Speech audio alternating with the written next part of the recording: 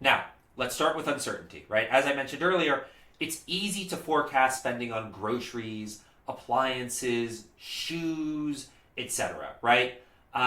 These are things that you buy pretty regularly, right? I can tell you my grocery bill off the top of my head, how much it averages per week, and I have a pretty good idea of that. On the other hand, health shocks are unplanned and very expensive, right? Nobody plans to get cancer, but if you get cancer, that gets really expensive really fast. And so that makes health insurance a really attractive idea because most people are risk averse, meaning that they'd rather spread out their money over time, right? And they would they don't want to be hit by a massive healthcare bill all at once. They'd rather pay an insurance company a little bit every month to avoid getting hit, the risk of getting hit with a massive bill. Now, that brings us to the next problem of now that we've established we all want insurance, we get to information asymmetries.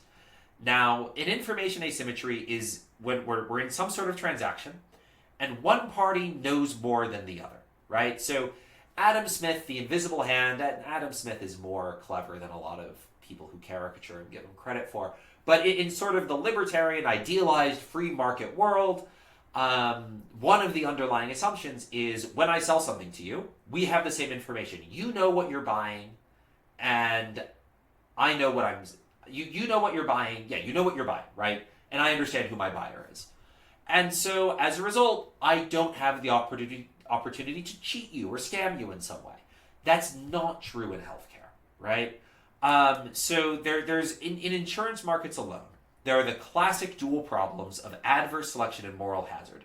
Now, we're going to spend 2 or 3 weeks on these in insurance markets because they're such a big deal in the healthcare industry and in the economics of healthcare.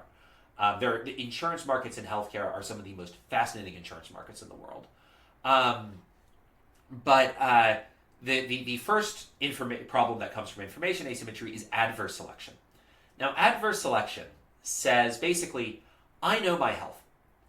And the sicker I am, the more likely I am to want to buy health insurance, right? So if my health is terrible, right? So for instance, I get migraines. And if I go to the hospital for a migraine, that's $10,000, right? I really want insurance, right? Now, looking at my demographic and publicly available information records, I look like a really healthy guy, right? I'm 27, I'm young, I'm in an industry where people tend to be relatively healthy, right? If no major accidents, right? From an insurance company's perspective, they think I'm a good client, but I'm actually a very bad client, right? Because if they offer me a contract, they don't actually know how unhealthy I am.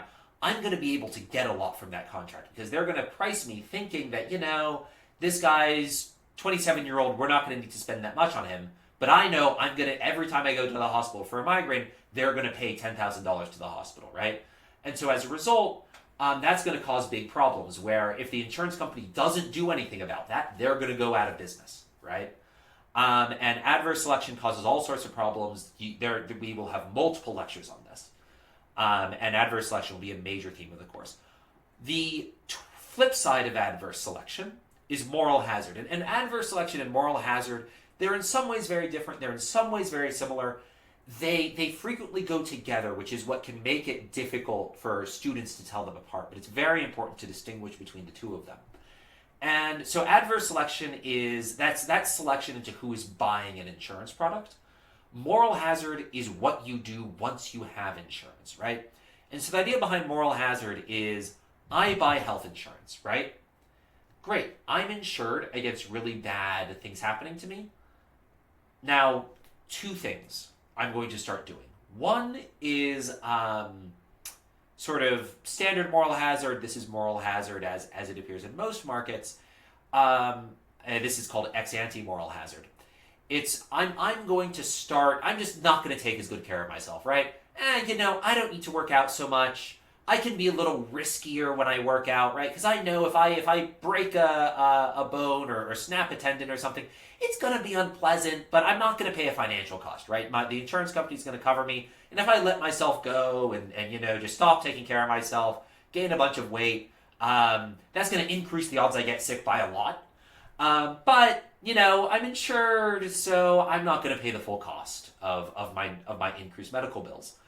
Now, if that sounds kind of like not that big a deal to you in the healthcare context, because snapping a ligament, breaking a bone, being sick, they all suck, even if you're even if you're don't have to pay the medical bills. Like chemotherapy is terrible, regardless of whether or not you have to pay the bills, right? It's like many being sick is terrible, and many medical procedures, even if they're free, are still very unpleasant.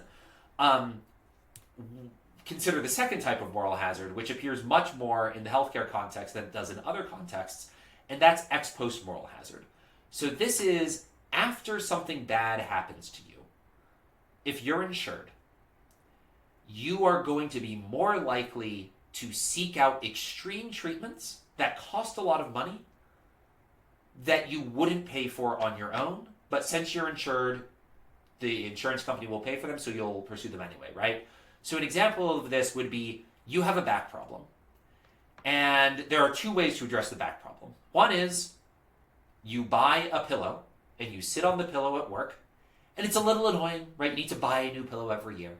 But you sit on the pillow, you do some stretching every night, the back problem goes away. The other is $100,000 surgery, right? So pillow costs $150.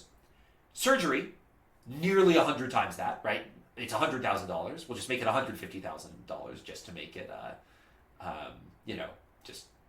well, actually, sorry, that'd be 10,000 times more expensive. Either way, surgery is way more expensive than the sitting pillow. They're about as effective, but the pillow's annoying and it's a little less effective, and I need to spend all this time stretching. If I do the expensive surgery and they replace a bunch of stuff, and they go in and they replace my hip and they add a bunch of metal plates. On the one hand, invasive surgery, unpleasant procedure. On the other hand, I don't need to do my stretching anymore. I don't need to sit on this annoying pillow, right? I can keep slouching, right? And so the ex post moral hazard says, hey, so if I were paying this, if I had to pay all the cost myself, I would just buy the pillow, right? I'm not going to pay $100,000 or $150,000 for a surgery when I can pay $150 for a pillow, even if it takes some more time and I need to do some stretching. But if I'm insured, I might say, yeah, I see your point. Pillow's way cheaper, but I don't pay that cost, right? The insurance company pays that cost. And so I might say both to the insurance company, hey, I need this procedure. And to get that more expensive procedure, which is higher quality, my life is going to be better if I get the procedure, but it's going to cost way more money, and it's sort of inefficiently expensive, right? I'm going to lie to the insurance company. I might also lie to my doctor, right? And so that's ex post moral hazard, where I start basically lying to my insurance company about the extremity of the treatments I need to get to get better healthcare than I would be willing to pay for if I were paying full cost, right? And so these two problems combine to make health insurance markets some of the most dysfunctional insurance markets in the world. And before we move on from health insurance markets, I'm going to tease you here. If you stick with the course, there's some cutting edge economics research in the past 10 years that documents even more new and unique ways in which the healthcare insurance market, especially in the US, is just messed up beyond any other insurance market I am aware of in the world.